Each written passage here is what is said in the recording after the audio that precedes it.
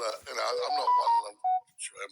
There's an awful lot of Meghan bashing when it comes to these things, and it seems that everyone's had to fail. But it would actually be quite a good story if it was a success. But I'm not overly inspired by it. It's not exactly going to be something I'm going to be wanting to tune into unless it was a professional thing to do. It's just a little dull. But will it be a success? I think a lot of people would tune in out of interest. And what is success for them anymore? I mean, they've had some big numbers with their the royal bashing books and their royal bashing documentaries. This is now they're trying to do something. I suppose they tell us is all positive, but it just doesn't seem particularly inspiring to me. I mean, it's just like an advert for Waitrose or something. I don't know. It doesn't do anything for me. Emily Robb was saying, what merits success? Is it going to be numbers? Is it going to be avoiding controversy? Is it launching herself onto a second series? Or I think the big question will be numbers and how many people tune in, whether that's from curiosity or genuine interest and admiration, and whether then that's enough to sustain it. Whether people will watch past the first episode, watch the whole series. But as you say, I think this is going to be a very different take on her from everything we've seen, particularly the Netflix show in recent years. And this is, her not so much reinventing herself, but sort of going back to what she was doing before. But if the numbers are low, really low, then of course it's going to create that negative publicity that she probably doesn't want. But, let's not forget she had a huge following for the TIG. Yep. Her Instagram account, that did very well for her. And if people who followed her for that are still invested now, then there's potentially quite a big audience for it. This is a really good point, and I've been thinking about this the last couple of weeks. Her Instagram page and this new show does seem a little bit 2014, 2016.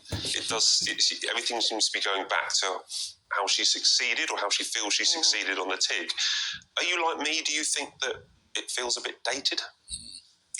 I think it's where she feels comfortable. And so if that's where she comes back into the game, then so be it. But it is difficult because I think the world's changed a huge amount since then. We're living through really turbulent times at the moment. And for someone in the public eye to kind of not address some of the big issues, that may prove to be challenging. We did see her, of course, popping up after the fires, and she got criticised for that. She can't win whatever she does. It's all also about perception, isn't it? And the perception of this woman has changed dramatically since 2016, 2017, and that's partly her fault, partly the way that the media circus creates a story around her. Okay. But one thing is for certain, though, people are going to just keep talking about it. We're talking about it now. There'll be a lot of discussion about it when it comes out, and perhaps that's enough for her to just keep things ticking over.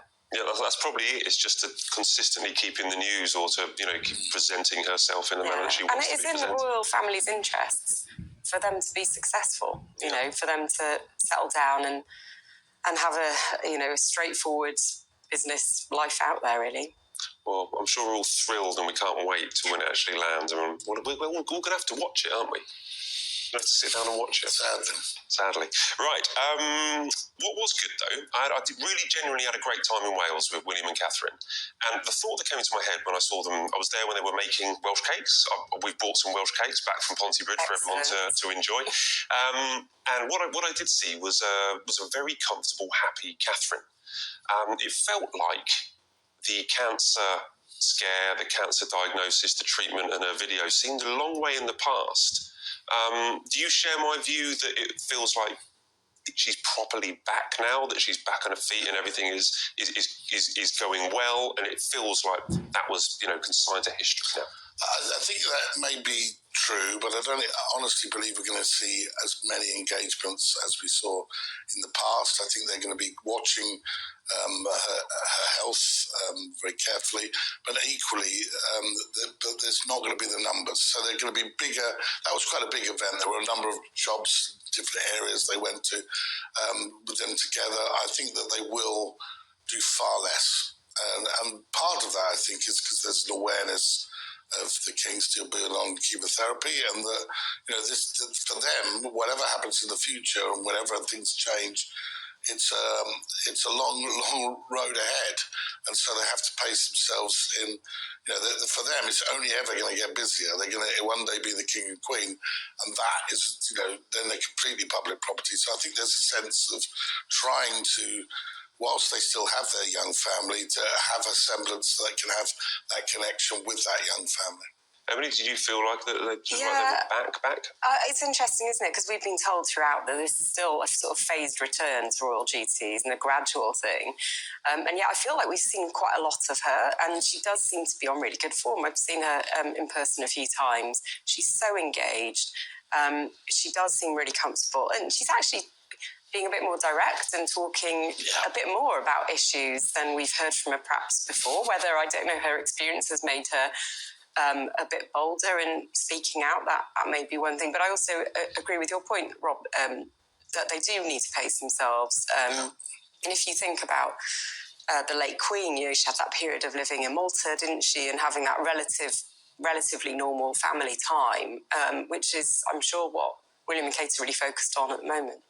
Yeah, and also the children are still relatively young. They're going through very important stages of their education. And I think it's all about expectations in the media too. We've got to learn probably to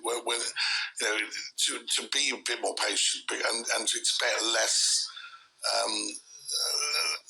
big moments and just to sort of pace ourselves.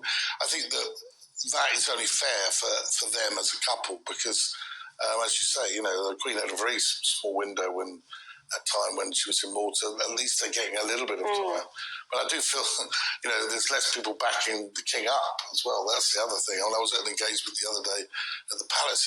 He was, I don't know how he does it really. There was like 400 or 500 people in this one room, and he's working the room. And the Queen was in a separate room with about 80 people in. I left a bit early, and there's no criticism of her. But I thought that he's just ploughing into the work, They're kind of different engagements last couple of months or last couple of weeks. Yeah. William and Catherine and King and Queen, they do different things. Like William and Catherine, seem to be a little bit more interactive, not gimmicky, but making cakes and having fun and going into communities. But a lot of the kings have been in palaces. A lot of receptions. Yeah. A lot of receptions where I think he's trying to get as many people in those rooms as possible to interact. But, and there is a political role for royalty too. There's a lot of ministers in there. It's actually quite interesting the way he's going about it, I think. Although there was a big